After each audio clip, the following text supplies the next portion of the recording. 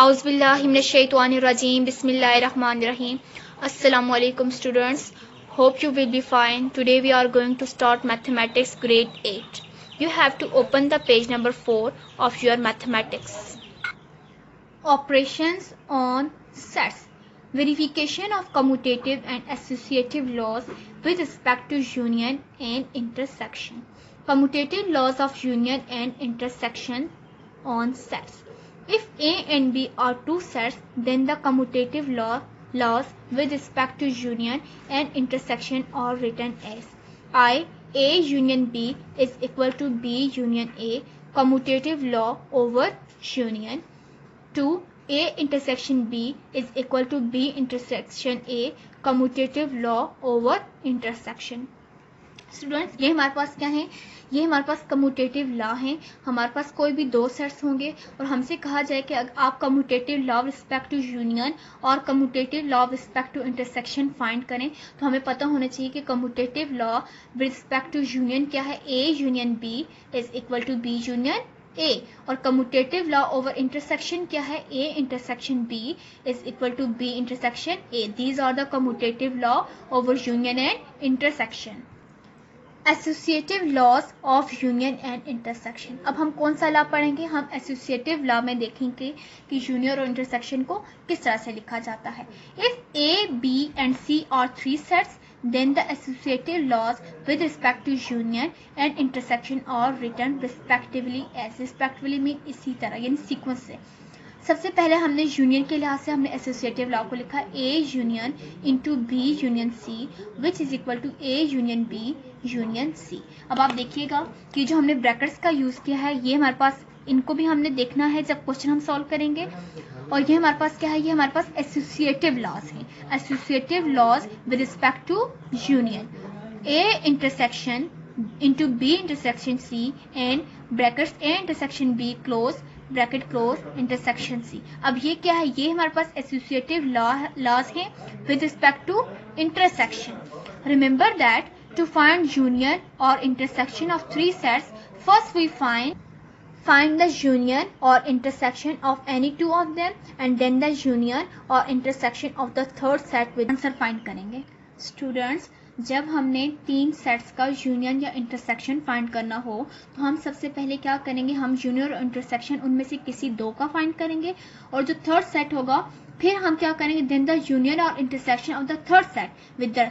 तब जो हम उसके बाद जो हम यूनियन या इंटरसेक्शन फाइंड करेंगे थर्ड सेट का, वो किससे करेंगे, जो रिजल्टेंट सेट होगा उसमें से हम उसका फाइंड करेंगे. Verification of distributive laws. If A B and C are three sets then A union B intersection C and A union B intersection A union C is called the distributive law of union over intersection. अगर हमारे पास तीन sets हों और उनको हम क्या find करें, A union B intersection C A equal to A union B intersection A union C, तो ये हमारे पास क्या होगा, distributive law over union over intersection. If A B and C are three sets then A intersection U A intersection B union C is equal to A intersection B union A intersection C is called the distributive law of intersection over union. अब ये हमारे पास क्या है, ये हमारे पास A intersection into B union C is equal to A intersection B union A intersection C. ये हमारे पास distributive law है intersection का over union. De Morgan's law. If A and B are the subsets of a universal set U, then A union B complement is equal to A complement intersection B complement. Second is A intersection B का whole complement is equal to A complement union B complement. इसी तरह students आप exercise 1.2 verify A union B is equal to B union A. B is equal part B A intersection B is equal to B intersection A when A is equal to 1 2 3 up to 10, B is equal to 7 8 9 10 11 12. Students A union B is equal to B union A. ये हमारे पास क्या है, commutative law है with respect to union. ये हमारे पास union में कम्यूटेटिव लॉ है और ये हमारे पास इंटरसेक्शन में कम्यूटेटिव लॉ है. हमें दो पार्ट दिए गए हैं, ए बी की वैल्यूज दी हुई है. हमें कहा गया है कि पहले आप ए यूनियन बी और बी यूनियन ए फाइंड करें, देन आप सेकेंड पार्ट भी फाइंड करें. Question A union B is equal to B union A.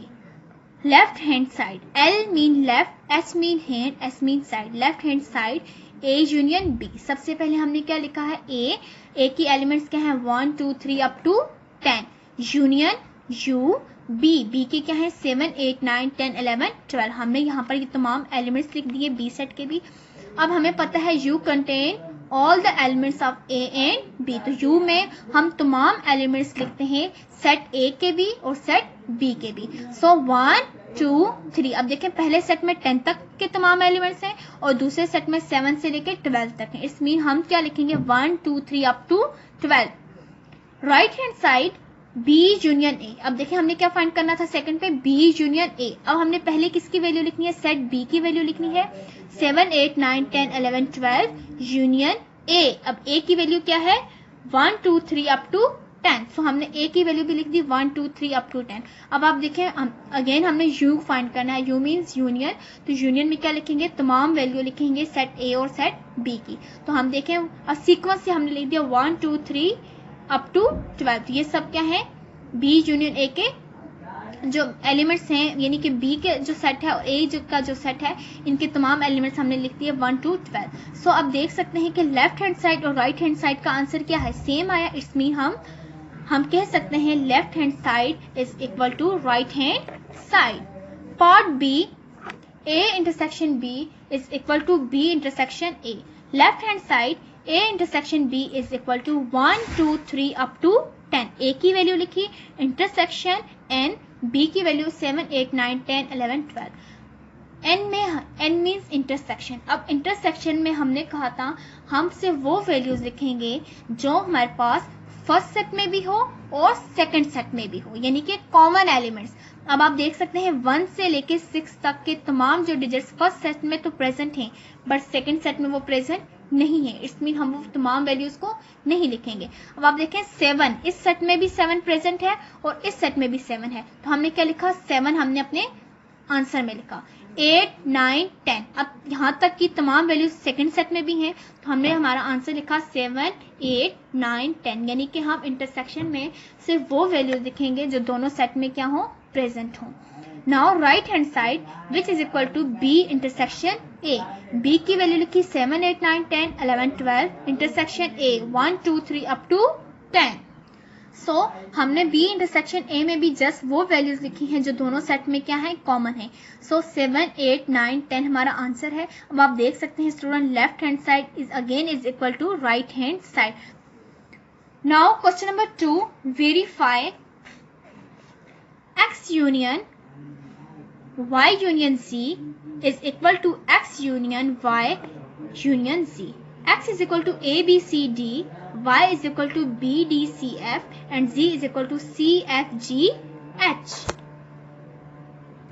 Students आप देख सकते हैं ये जो हमारे पास वेरिफिकेशन के लिए हमें कहा गया है कि आप वेरीफाई करें कि ये दोनों एक दूसरे के इक्वल हैं. तो ये हमारे पास कौन सा लॉ है, ये हमारे पास है associative law with respect to union. हमने इसको ये देखें U U U, it mean associative law with respect to union. सबसे पहले हम क्या लिखेंगे, इस क्वेश्चन की लेफ्ट हैंड साइड को लिखेंगे. लेफ्ट हैंड साइड किसके इक्वल, X union Y union C. हमने लिखा X union Y union Z is equal to, सबसे पहले हमने किस सेट के एलिमेंट्स को लिखना है, एक्स सेट के. एक्स सेट के एलिमेंट है A B C D union. अब आप देखिए ये हमारे पास क्या है, ब्रैकेट. हमने सेम एज ब्रैकेट डाला. अब y, सेट y के एलिमेंट्स लिखने हैं. आपको पता है सेट y के एलिमेंट्स है कर्ली ब्रैकेट्स में b d c f. तो हमने अगेन कर्ली ब्रैकेट्स डाल के सेट y के एलिमेंट्स लिखे b d c f union union z. z के एलिमेंट्स क्या है, c f g h. अब हमने सबसे पहले किस सेट को सॉल्व करना है, हमने ये जो ब्रैकेट्स में सेट है इन सेट्स को सॉल्व करना है, क्योंकि हमें पता है हमारे मैथ्स हमें रूल है कि हम सबसे पहले ब्रैकेट्स को सॉल्व करते हैं. सो स्टूडेंट्स फर्स्ट सेट जो x है वो हमने एज इट इज लिखा a b c d union. अब देखें b d c f union, यानी कि हमने यूनिवर्सल सेट में क्या लिखना है, यूनियन में क्या लिखना है, सेट y और सेट z के एलिमेंट्स को लिखना है. b c d f g H, हमारे पास Y और Z में ये एलिमेंट्स हैं, तो हमने Y और Z के एलिमेंट्स को लिख दिया. नाउ अब हमने क्या करना है, ये जो दो सेट्स हमारे पास अब रह गए हैं लास्ट पे, हमने इनका भी क्या फाइंड करना है, यूनियन फाइंड करना है. A B C D, अगर रिपीटेड डिजिट को हम नहीं लिखेंगे, F G H, ये हमारे पास क्या आ गया, हमने इस इक्वेशन को 1 का नाम दे दिया. हमने कहा X union into Y union Z is equal to A B C D F G H. Right hand side X union Y into union Z which is equal to, अब आप देखेंगे यहाँ पर हमारे पास ये जो पहले दो एलिमेंट्स हैं X और Y, पहले जो दो सेट्स हैं X और Y, हमने इसको किस में रखा हुआ है, ब्रैकेट्स में. तो हमने यहाँ पर ब्रैकेट लिखा, सेट X के एलिमेंट लिखे, देन यूनियन और सेट Y के elements, again union, set Z के element C F G H. Students आप देख सकते हैं सबसे पहले हमने X यूनियन Y को फाइंड किया, तो उसकी वैल्यूज क्या आई हैं, A B C D F. Union set Z जो है वो एज इट इज लिखा है C F G H. अब हमने क्या करना है, ये जो दो सेट्स हैं, इन दो सेट्स का अगेन हमने क्या फाइंड करना है, यूनियन फाइंड करना है, A B C D. Students आप देख सकते हैं X union into Y union Z के हमारे पास सेट जो है, जो एलिमेंट्स है वो है A B C D F G H. और हमारे पास इक्वेशन 2 जो है, इसके भी एलिमेंट्स हैं A B C D F G H. सो हम कह सकते हैं from 1 and 2 we conclude that X union into Y union Z is equal to X union Y union Z के हमारे पास एसोसिएटिव लॉ में left hand side is equal to right hand side.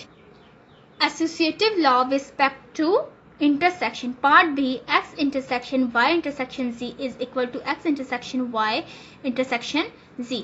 Left hand side X intersection into Y intersection Z. सबसे पहले हमने X के members को लिखा, X सेट के elements A B C D intersection bracket Y के elements B D C F intersection Z के elements. अब हमने सबसे पहले अपने कौन से सेट को फाइंड करना है, उस सेट को सॉल्व करना है जिसमें हमने ब्रैकेट्स को यूज किया हुआ है. तो हमारे पास पहला सेट एज इट इज हमने लिखा इंटरसेक्शन. अब हमने Y और Z के वो एलिमेंट्स लिखने हैं जो क्या है, दोनों में कॉमन हो. तो हमारे पास कॉमन एलिमेंट्स कौन से हैं, C and F. So C, F. अब हमने क्या करना है, ये जो दो सेट्स हैं हमारे पास, इन दो सेट्स का अगेन हमने इंटरसेक्शन लेना है और हमने जस्ट वो एलिमेंट्स को लिखना है, उन एलिमेंट्स को लिखना है जो क्या हो, कॉमन हो. तो आप देख सकते हैं स्टूडेंट्स, X इस सेट में और इस सेट में जस्ट हमारे पास C एक ऐसा एलिमेंट है जो क्या है, कॉमन एलिमेंट है. So X intersection Y intersection Z is equal to C.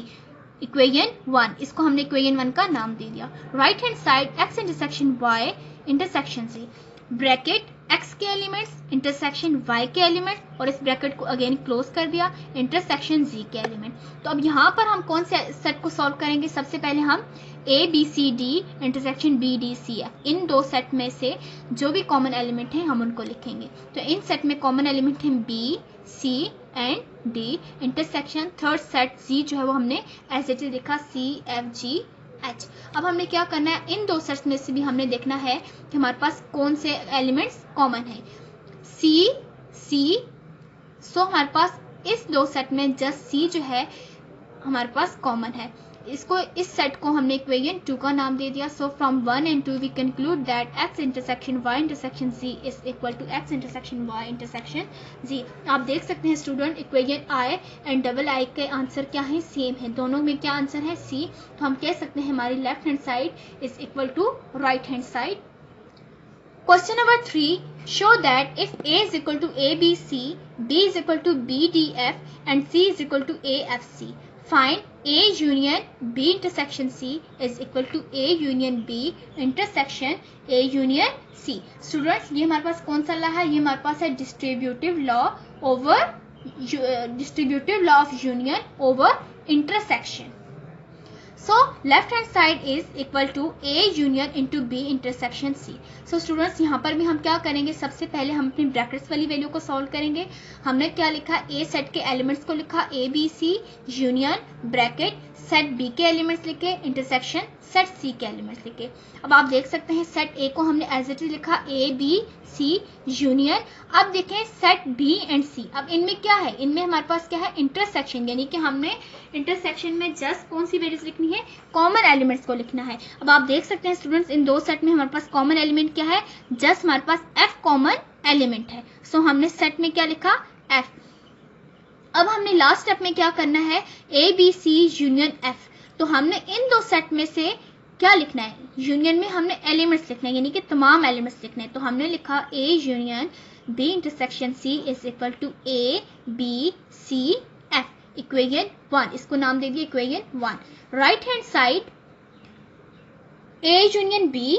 अब देखें हमारे पास राइट हैंड साइड में दो चीजें हैं, सबसे पहले हमने फाइंड करना है ए यूनियन बी, फिर हमने फाइंड करना है ए यूनियन सी। अब हम क्या करते हैं, अपने सेट में सबसे पहले इन ब्रैकेट्स को सॉल्व करते हैं और लास्ट पर हम इनका इंटरसेक्शन ले लेंगे। तो सबसे पहली वैल्यू हमने क्या लिखी, A union B. So students A union B which is equal to A B C, set A के एलिमेंट्स यूनियन सेट बी के एलिमेंट बी डी एफ। तो यूनियन में हम सब एलिमेंट्स लिखते हैं, तो हम क्या लिखेंगे, A B C D F. Now अब क्या हम फाइंड करेंगे, A union C. So A union C is equal to A B C union A F C. अब इसमें भी हम क्या लिखेंगे, तमाम एलिमेंट्स लिखेंगे ए और सी के, ए B C F.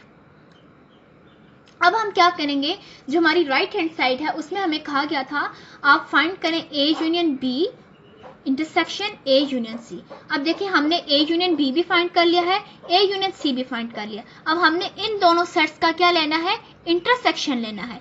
So A union B, सबसे पहले हमने किस सेट के वैल्यूज लिखनी है, ए यूनियन बी। तो students A union B is equal to A B C D F, जो हम फाइंड कर चुके हैं हमने वो वैल्यू लिखी, A B C D F. Intersection A union C, A union C किसके इक्वल है, ए बी सी एफ, हमने लिखा ए बी सी एफ। अब हमारे पास क्या है, ये इंटरसेक्शन है, तो इंटरसेक्शन में हमने क्या करना है, हमने जस्ट वो वैल्यूज लिखनी है जो हमारे पास क्या हो, कॉमन हो। तो हमारे पास कॉमन वैल्यूज क्या है, A B C F.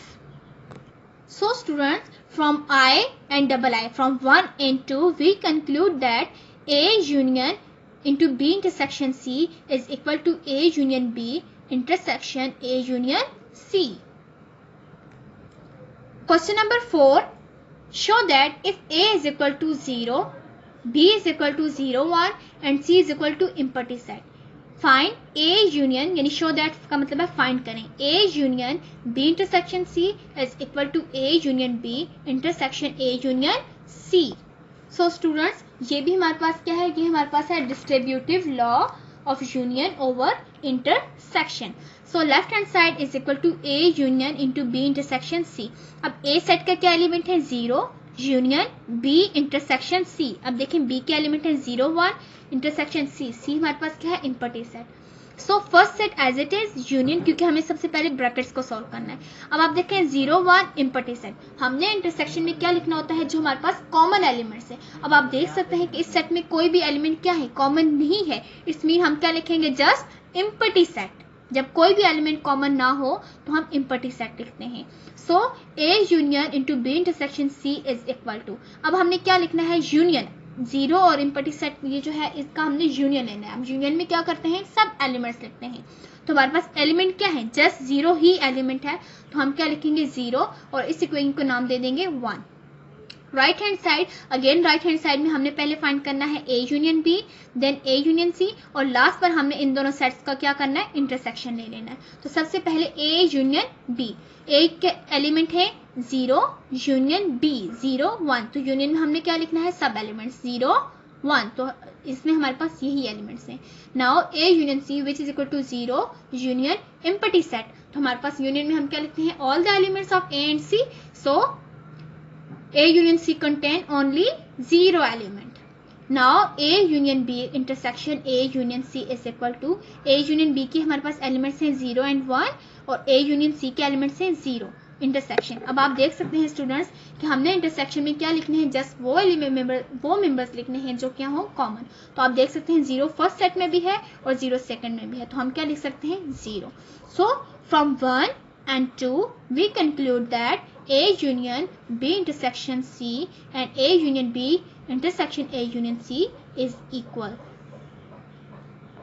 Students, it's your home task Now you have to solve all the remaining parts of exercise 1, all the remaining parts of question number 1 and question number 2.